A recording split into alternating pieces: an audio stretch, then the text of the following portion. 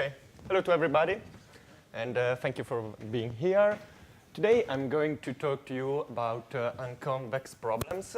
And unconvex problems are the problems you have to manage when you are working with machine learning, deep learning, and in general with artificial intelligence.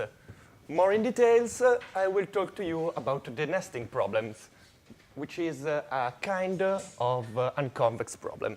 So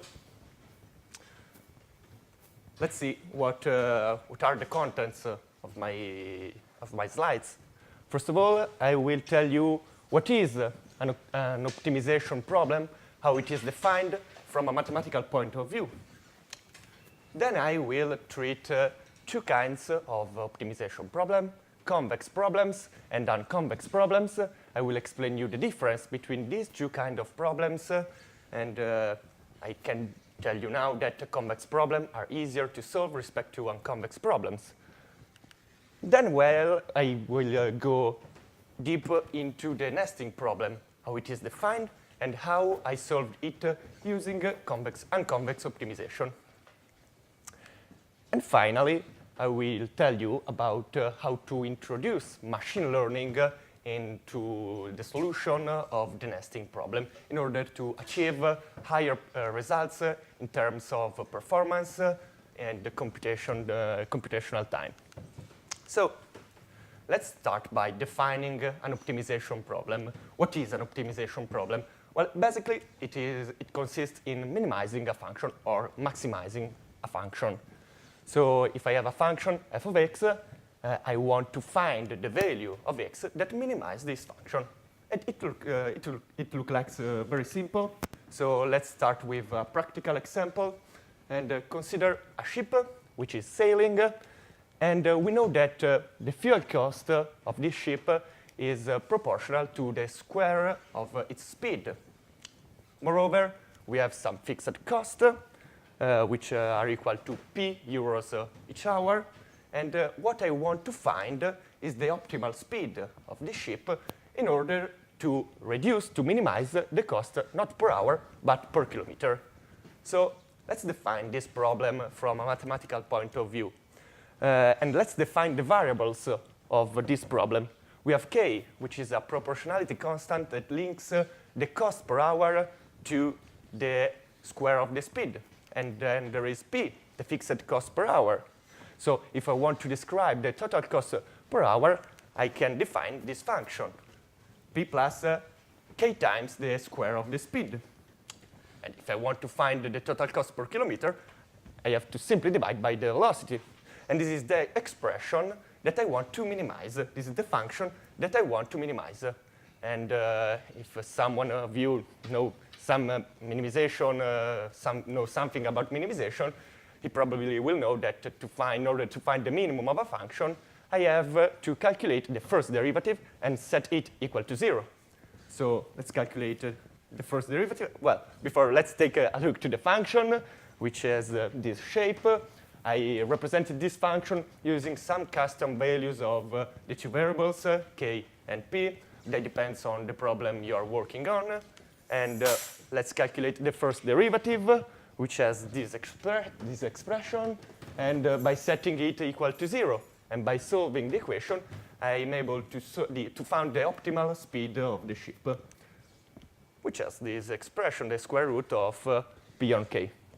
But if someone of you knows much about minimization, he will probably point out that in order to find the minimum of a function, I also have to calculate the second derivative. But let's make things simple. So let's calculate the first derivative, set it equal to 0, and solve the expression. OK, this was a very easy introduction about minimization. It was a very easy example, first of all, because we are treating a one-dimensional problem. Then we are working with a convex function. And if you don't know the difference between a convex and an unconvex function, just wait a minute. I will tell you more in the next slide. Moreover, the function I was working on was continuous and differentiable in its domain. Moreover, what can I say about this problem, the problem I just showed you? Well, I know the analytical function to minimize. In this case, in the example of the ship, it is not always the case. Many times, we don't know the analytical expression of the function to minimize. And finally, in order to find the optimal speed, I simply solve an equation analytically. There are cases where you are not able to find a solution analytically, and you have to use some computational tools. OK, I was telling you about the difference between a convex function and an unconvex function. When you are working with convex optimization, you want to minimize a convex function. And an example of a convex function is shown in the top right corner. As you can see, it has one single minimum. And you are always able to determine the optimal value for that function. Instead, in the bottom right corner, you have an unconvex function. And as you can see, it has many minimum. And it has saddle point or very flat regions. It is more difficult to minimize an unconvex function because you can reach many local minimum. Instead, you want to reach the global minimum of the function. So, as you can imagine, it is more difficult. OK, so what happens when you are not able to find an analytical solution for a minimization problem? You have to work with different strategies, but why it is not always possible to find an analytical solution? Well, first of all, it is not always allowed to solve the first derivative equals to 0 analytically. And this is the first problem that you can find when you work with minimization. More in general, maybe you are working with multidimensional functions. And in order to find a minimum, you have to solve a system determined by the gradient of the function equal to 0. This system involves n equations. And it is not possible, it is not always possible to solve this system. And finally, as I told you, maybe the function is not known a priori. So you don't know the analytical expression of the function you're going to minimize. And believe me, this happens many, many times. So if I'm not able to find a solution analytically, I have to perform numerical minimization. So again, an example. Now I'm going to introduce you the gradient descent method, which is an algorithm that allows you to minimize a convex function. And let's consider the same function as before. But suppose for the moment that we don't know the analytical expression. What we know is that this function has a certain value at a certain speed. So I have only this information, and I want to find the minimum of this function. What I can do is sampling the function in different points. So let's see how can I proceed in order to achieve the minimum. Well, I choose the starting point, v0, and I want to evaluate the first derivative of the function in this point. But again, I don't know the analytical expression of the function. So there is no way to get the analytical expression of the first derivative. But I can use the incremental ratio.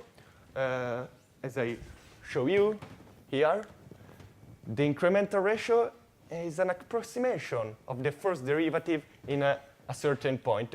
And to calculate the incremental ratio, I can estimate my function not in the point v0, but in the point v0 plus epsilon.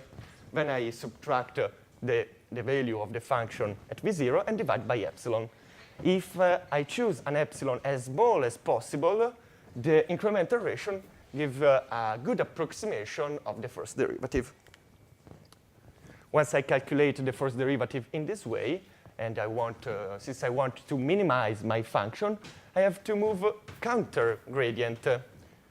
So I calculate my step as minus the value of the first derivative. And finally, I can update the value of the speed. v1 is equal to v0 plus t times the step. T is a parameter which lies in the range between 0 and 1. And there are many algorithms that allows you to calculate its value. For example, the backtracking line search algorithm works very well, and maybe I can tell you something about this algorithm later. Okay, I've calculated V1. I'm moving towards the minimum, as you can see. Now, again, I can evaluate the first derivative in V1 using, again, the incremental ratio, and then calculate the speed, and then update the speed. Again, I'm moving towards the minimum, and I can repeat this operation many times until I satisfy the stopping criteria. Basically, the stopping criteria is I calculate the absolute value of the first derivative, and if it is lower than a threshold, then I stop. Of course, the threshold should be chosen as small as possible. And as you can see, the optimal value of the speed is really near the minimum. Well, it is not exactly the minimum, because I'm doing numerical minimization, but it is in the neighborhood of the minimum. So this is the gradient descent method. It is very effective in solving convex problems. You can also perform multidimensional minimization with convex problem. Again, choose a random starting point, x0. Again, you calculate the gradient in both directions, x and y, and move to the next point, x1 and x2, until you reach the minimum. But what happens with unconvex problem? What happens with unconvex function? This was the same function as before. And let's take a look from the top. Now, if I act as before, I choose a random starting point like this. Which minimum do I fall in? That minimum, which is not the global minimum. So I haven't really minimized this unconvex problem, because the global minimum is here. So what can I do? Well, we will see later. But first, I want to explain to you why unconvex problems are so important. At the beginning, I told you that unconvex problems are involved in machine learning, deep learning, and in general, artificial intelligence. Solving the unconvex problem is the fundamental of machine learning in many, many cases. And I can tell you some examples. The first is clustering. What is clustering? Well, with clustering, we mean grouping together elements that share some common properties. And as an example, I talked to this scientific paper where we clustered together areas of the human brain that shares some common brain activity. Well, with nuclear magnetic resonance, you are able to acquire the brain activity along time. And if you voxelize your brain, you are able to cluster together voxels that share some common human brain activity. For example, in red, there are the regions of the brain involved when you move, for example, your hand, while in green, you see the areas of the brain that are involved when you smell something. And here, you cluster a signal along time. Moreover, unconvex problems are involved in deep neural network, in computer vision, when you want to recognize some image, or when you want to identify or classify some objects. Or also, autoencoders exploits unconvex minimization. Autoencoders like Siri. When you talk to Siri, Siri solved an unconvex minimization problem. Then there is another common example, which is the salesman problem, which is this problem. Consider that you have to move around different cities, and you want to find the best route to follow. Of course, the route depends on which function you want to minimize. I want to minimize the time to move along around these different cities.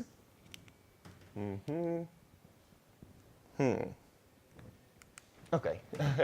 I want to minimize the time. I want to minimize the fuel cost. Well, dependence of the problem, I will solve a different unconvex optimization problem. And Google Maps use these routines in order to give you the best route to follow. Then we have the matrix completion.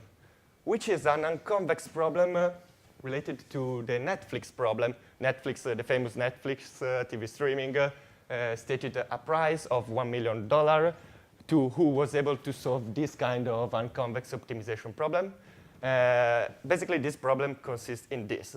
You have a very, very huge matrix where the columns represent the movie, the rows represent the user, and each user gave a rank to some movies. We want to predict the rank that a user gave to a movie he hasn't already seen. And unfortunately, the prize has been already won, so it's too late. Then there is aberration correction. This is my stuff, because I am a physicist and not a programmer. And, well, consider that you are using a telescope to take a look to a galaxy or to a planet. Well, you get an image, but your image is not perfect. Why it is not perfect? Well, basically because optics is not perfect. So you acquire an image like that. And you want to restore a high-quality image like this. So you have to solve an unconvex problem. Moreover, in this kind of problem, you don't know the analytical expression of the function to minimize. So you should choose some good strategies. And finally, of course, the nesting problem is an example of unconvex minimization. So how can I solve an unconvex problem? Which strategies can I choose in order to solve this kind of problems? We have already seen that typically convex strategies fails. So, well, if you Google unconvex algorithms, you will find many, many different strategies to follow.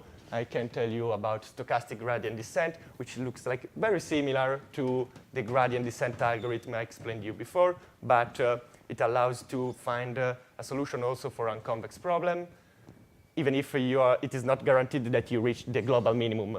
Then there is mini-batch and many, many other strategies. You can also think to create your own algorithms. For example, you can choose different starting points. You can use common convex minimization algorithms like the gradient descent, and you will reach different minimum and then choose the minimum which exhibits the lowest value. But you have many problems. First of all, it is not assured that you reach a minimum. So it is not assured the convergence. And maybe you can reach a flat region, and there is no way to escape from that flat region. Moreover, as I told you before, you can reach a local minimum, and once you fall in a local minimum, there is no way to escape from that hole. So, in order to solve the nesting problem, I choose to use the genetic algorithm. Later, I will explain you what is the genetic algorithm. No, well, I will explain it immediately. Then I will explain to you the nesting problem. What is genetic algorithm? It is an algorithm to solve a convex problem. And basically, we want to mimic biology in order to achieve a minimum. So, well, we all know that we are made by cells. And inside the cells, there is the nucleus.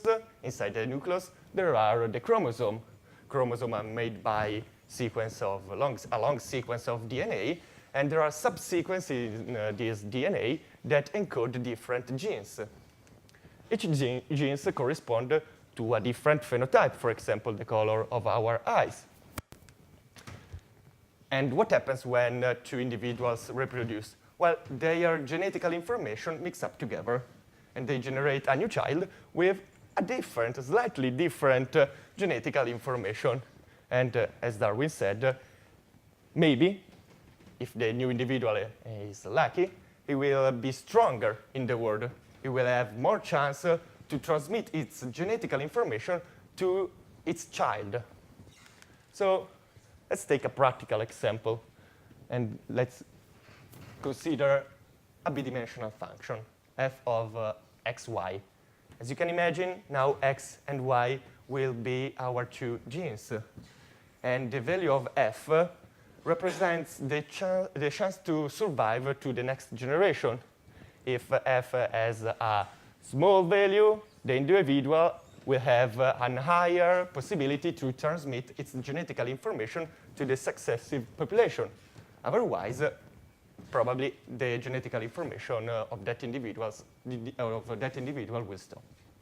So now I have to generate the initial population. I will generate n individuals. Each individual will be characterized by a couple of genes, x0, y0, x1, y1, and so on.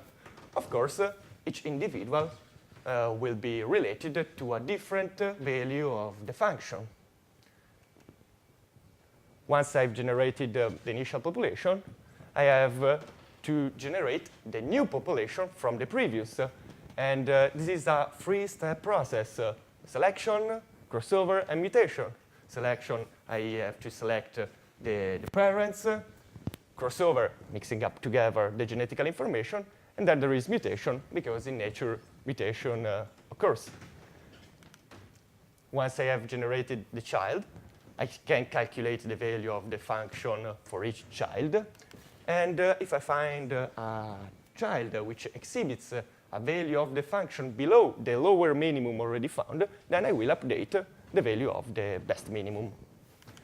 And finally, I have to repeat this procedure many times until I satisfy the exit criteria. So let's go deep into this genetic algorithm, and let's see the three steps: selection, crossover, and mutation, starting from selection. Basically, we want to choose the parents, the better parents, in order to generate a new child. Well, as a first attempt, you can imagine, okay, let's take the two parents that exhibit the lower value of the function and use them to generate each child. Well, this is not good, because there is no chance to move far from a local minimum I falls in. Okay? So I have to introduce a sort of entropy in my algorithm, some randomness in my algorithm. And let's consider this practical example. We have 6 parents. Each one has a different value of genes, has a different pair of genes, and each one has a different value of the function. For each of these individuals, I can calculate the probability to transmit its genetical information to the child. And I can calculate in this way, obtaining these values. And now I have to think to a way to select my parents, 2 parents. What can I do is representing on an axis from 0 to the sum of the probability each individual. How? Well, let's consider the first individual. It has a probability equal to 0.78, and the first interval that goes from 0 to 0.78 corresponds to the first parent. And I choose the second individual. And the interval from 0.78 to 0.78 plus 0.97 correspond to the second individual, and so on. And what can I do is extract a random number between 0 and the sum of the probability, for example this, and in dependence on which interval it falls in, I will choose the corresponding parents. In this case, I will choose the parent 1 as first parent. Then I repeat this procedure in order to get the second parent. In this way, I can easily choose the 2 parents to generate the new child. The next step is the crossover. I want to find a way to mix up the genetical information of the 2 parents. Since during my genetic algorithm the population must be constant, a couple of parents will generate a couple of child. In which way? Well, consider this bidimensional example. We have individuals that are related with 2 genes. They generate 2 childs.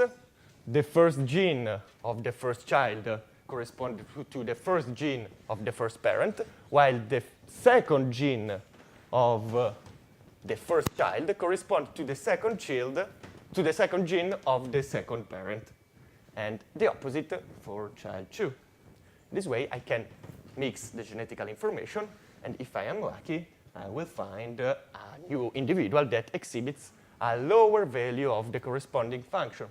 Otherwise, I will repeat this procedure many, many times.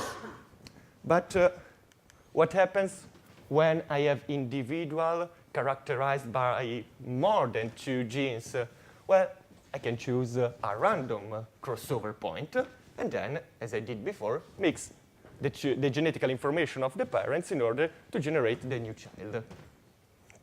Okay, finally, we have mutation. Mutation occurs in nature, and they push the evolution of individuals. And let's consider this individual, which is characterized by many genes. And let's choose randomly to alterate the value of the gene D. It has a value of 4. I can generate a new value, extracting it from a random distribution. And the new individual, we have a gene D, which exhibits a value of 8. Again, if I'm lucky, this new individual will have a lower value of the function. Otherwise, no problem. It is very important, the distribution from which I extract the new value of the gene. And there are many possibilities. There are many choices. For example, I can take a Gaussian distribution centered in 4 and defined by sigma. Certain sigma, you can choose the ones you prefer. And from this distribution, I can extract the new value of the gene. Well, in C++, standard library has already implemented a Gaussian random number generator. So it is very easy to implement this solution. OK. What is left? The exit criteria, where there are many exit criteria that you can think about. It's just a matter of your imagination. First exit criteria, we reach the last generation. I decided to generate 100 generation. Once I reach the 100 population, once I created a 100 generation, I stop.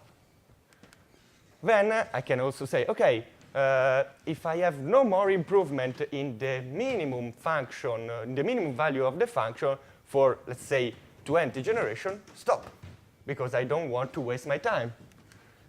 And of course, I can stop when I reach the maximum elaboration time. I want to wait a few seconds, not hours. So I stop when I reach the maximum elaboration time. This is a very basic strategy of genetic algorithm. There are many books that explain advanced strategies. I can suggest you some. And I can tell you something about advanced strategies. For example, you can change the selection method. It is very basic, the selection method I suggest you. There are more advanced selection method that allows you to reach the global minimum with higher possibilities. Then you can use multi-crossover point or multi-mutation point. Instead of choosing a single crossover point, I can choose 2 or 3. Well, it depends on your problem. Of course, if you have 2 genes, it does not make sense to choose more than 1 crossover point. But if you have, let's say, 1,000 genes, maybe you can choose 3 or 4 or 10 mutation point, or crossover point is the same. And then you can implement such refinement strategies. For example, you run your genetic algorithm, you reach a minimum, and after that, you know that you are in a local minimum, maybe global if you're lucky, but you are in the neighborhood of a minimum. If I want to reach the minimum with higher precision, I can perform some convex optimization algorithm, like the gradient descent I told you before. OK, so now I have introduced to you the genetic algorithm, how it is defined. I hope that everything is clear. Now I want to introduce you to the nesting problem, and then explain how I solve it using a genetic algorithm. Basically, what is a nesting problem? You have many objects. You have a base. Both objects and base can have an arbitrary shape. And what you want to do is to place the objects inside the base in order to create the most compact placement possible. You don't want to waste your space. As you can see, there are 2 examples, good and bad nesting. Why good nesting is not working, I don't know. But as you can see, in the bad nesting, you waste your space. You can create a better solution, but let me see. No. Oh, yes. OK, this is, in my opinion, a better solution. you don't waste your time after you place all the objects. There is even more free space available to place another object. So,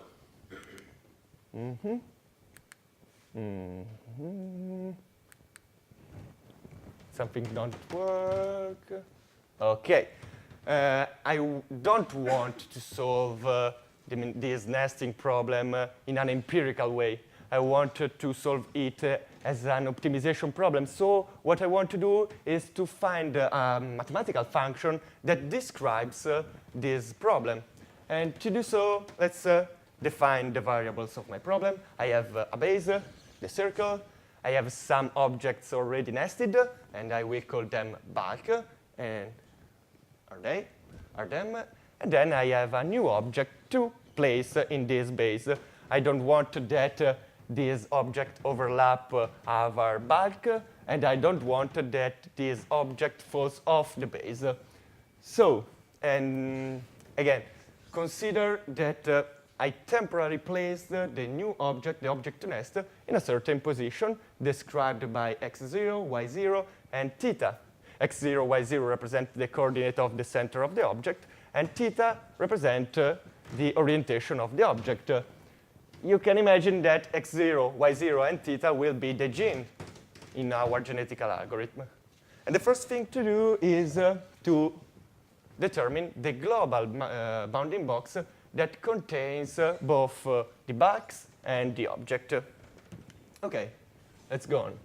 In order to find an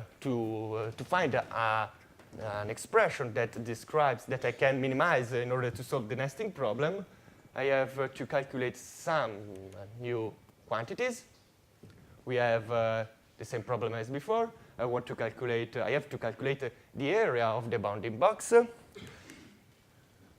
I have to calculate the area of each bulk and the area of the object to nest. And finally, the area of the region of the bounding box that lies outside the base. And the expression that I want to minimize is the following. At numerator, we have the area of the bounding box minus the area of the bulks, the area of the object, and the area of the external region, divided by the area of the bounding box.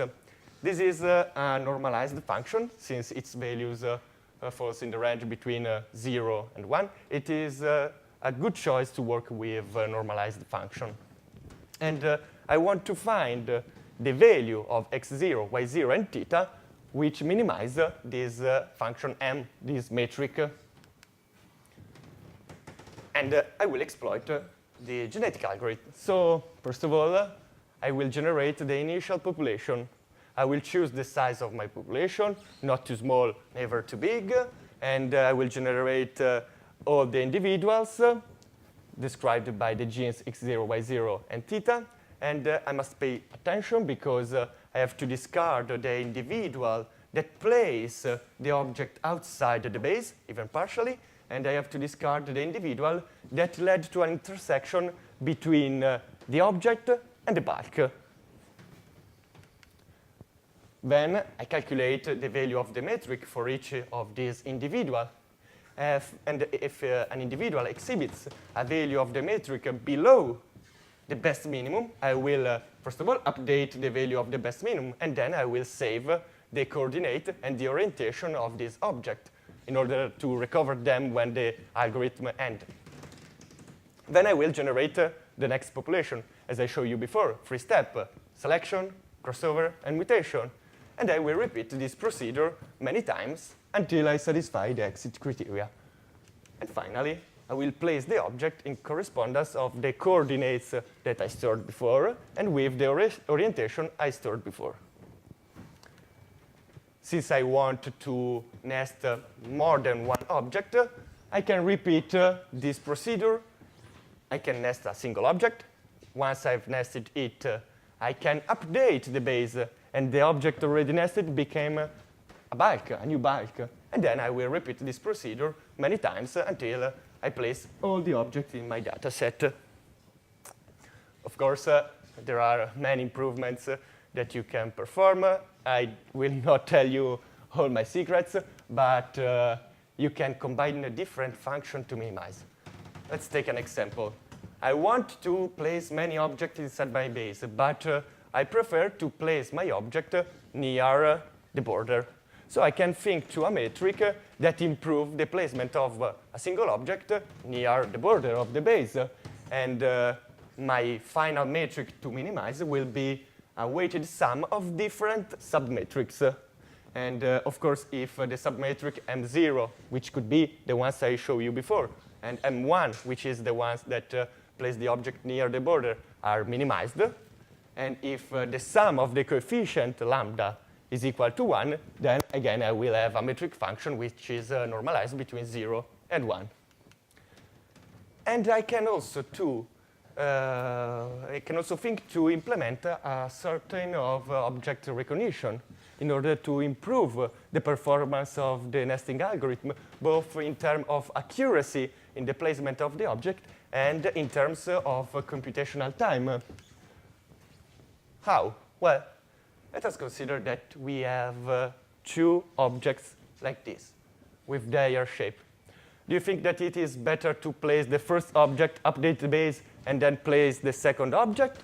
Or maybe it is better to perform a sort of pre-nesting between them, because you know that this will lead to a better object to nest, and then nest these two objects together.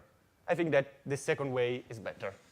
So how can I perform such an object recognition? This is machine learning. You can think this as machine learning. Well, consider an object like this with its profile, and the first thing to do is to calculate the edge normals. But as you can see, there are many chaotic regions, and the normals are not equally spaced. So let's clean our normals. Let's perform a kind of mean between the normals and reduce the number of normals. Now they are equally spaced, and there are no chaotic regions. And let's choose a random starting point. Now I can extract a sequence of normals and represent them as a curve in a Cartesian axis. And well, now you can think, OK, I have two objects. I want to see if they are similar, so I can compare these two curves. No, because you choose a random starting point. So what I have to do is to perform a Fourier transform. And well, I clarify this concept here.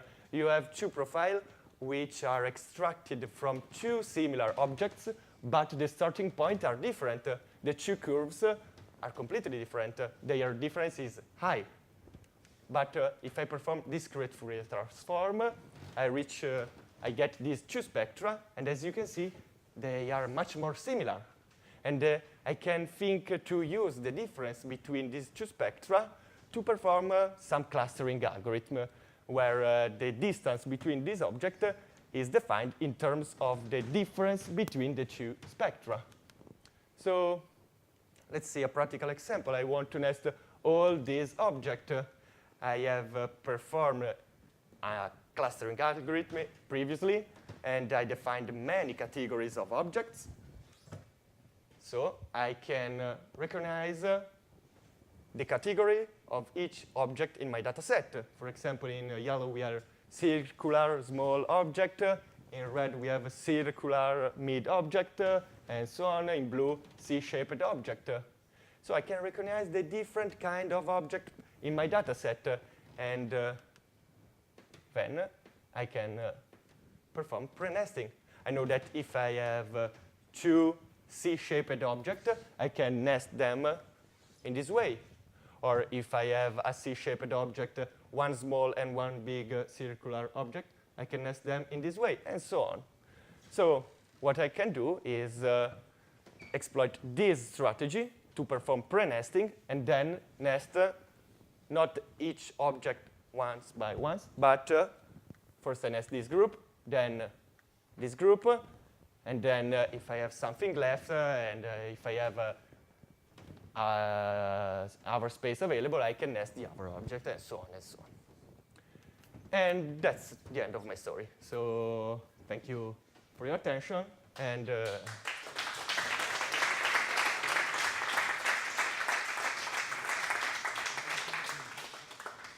if you have any question. One question from my side. Maybe it's an easy question, but I'm not an expert of this kind of algorithm. You say that the size of the population at every generation must remain the same. Yes. Then one of the steps before was to, at the first step, but I think this is the same as the other ones, to discard the object that falls out partially outside of the shape. Yes. How can I handle the case? Okay, so you select two parents, Yeah. and you repeat the question. Okay. Okay, the question is, I discard some child from the ones I've generated, but the size of the population should remain constant. Okay, so if you generate a child that led to a placement of the object, for example, outside the base, then you will generate a new child from the previous parents. And you repeat until you get a child that placed the object completely inside the base and satisfy all of your criteria. Okay, so basically you're asking me, I have parents which exhibits very good genetical information, but since I discard the previous population, I lose their genetical information. And yes, you can think to divide your population into many groups. For example, the 90% of your generation is recreated every time, and the remaining 10% is made by individuals that you saved because they show a good genetical information. Here, it is only a matter of imagination. Really, you can think how to solve a problem and implement your own solution, your own algorithm, and run the code and see what happens. Maybe it is better, maybe not. When you treat this kind of problem, there are many, many variables that you handle with, for example, the size of the population, the number of mutation, the number of generation. You should test and see what happens. Because in certain problems, for example, a huge population works very well, while a small, no. In other, a huge population works worst. So you should choose a smaller population. But yes, you can store the genetical information of individuals that exhibits a good genome. For nesting, no. I haven't found that to what I know. But if you're interested, we can. Thank you.